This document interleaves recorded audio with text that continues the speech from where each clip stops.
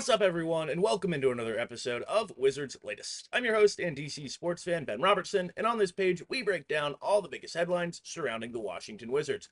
So make sure you like and subscribe down below. Drop your comments with any thoughts you might have on the video or anything you want to hear me talk about in the future. I really do try to use some of those ideas for future episodes. As always, guys, I appreciate all of the support here on the page. Again, we've recently hit 500 subscribers, so thank you for tuning in every single day. Today, I want to talk about the NBA Cup schedule, who is on it for the Wizards. Then we'll talk about Bilal Coulibaly, Alex Sarr, and Team France, why it's a big week for them. Then we'll chat about Keyshawn George. He is a headliner on Team Canada for the upcoming FIBA AmeriCup tournament. And lastly, the Wizards have made a very interesting hire. Let's chat about it. Once again, guys, thank you for tuning in every single day to Wizards Latest.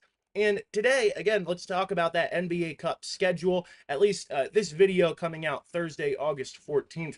The full NBA schedules should be released later today. So hopefully tomorrow we can break those down a little bit. Make sure to like and subscribe, of course, to the page. But interesting matchups here, at least on the NBA Cup in-season tournament schedule for the Wizards.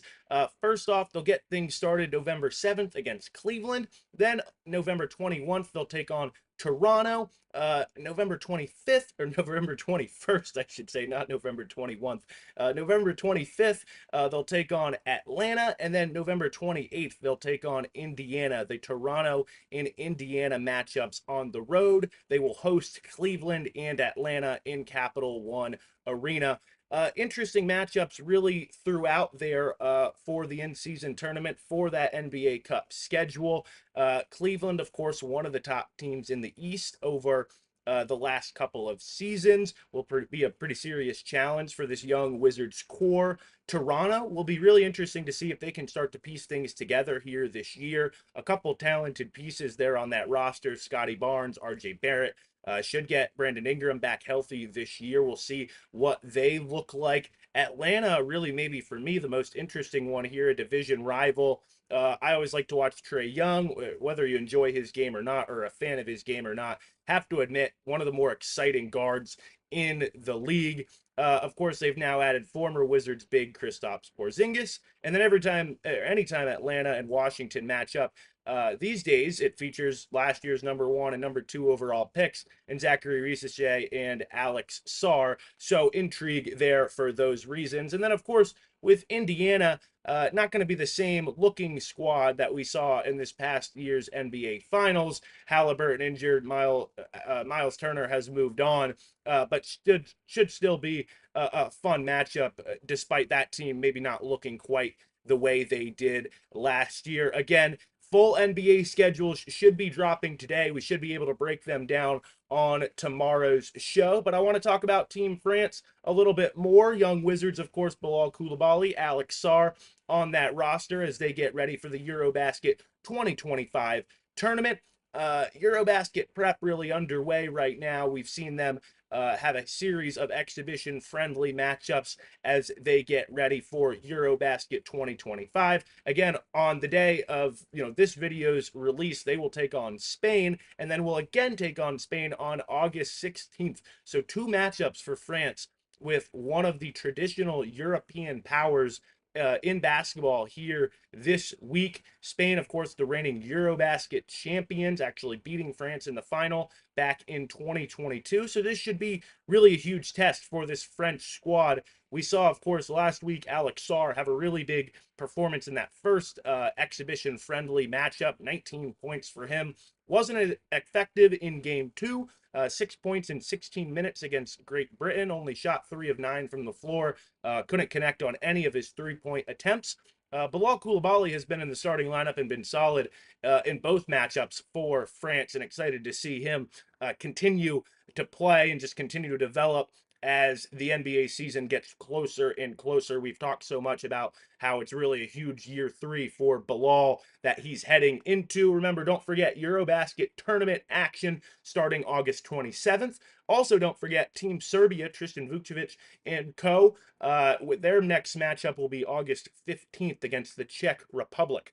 But back here to the Americas, of course, in the FIBA Americup tournament.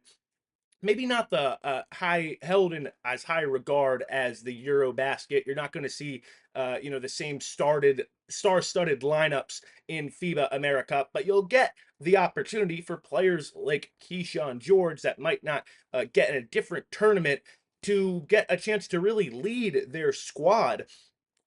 Give like I said, gives that opportunity to a guy like Keyshawn George, who right now is projected to maybe be one of the top threats or top weapons on this Canada squad, really be able to potentially lead them offensively. I hope he gets the chance to handle the basketball a little bit, maybe bring the ball up just a ton, because again, that's something we talk about so much with these young Wizards, their versatility at both ends of the court. That Canada squad right now already jumped into training camp as they get ready. They will travel down to Miami to play a series of exhibitions against the USA team just before that tournament gets started on August 22nd. So again, just more opportunities here this summer to watch young Wizards at the international level.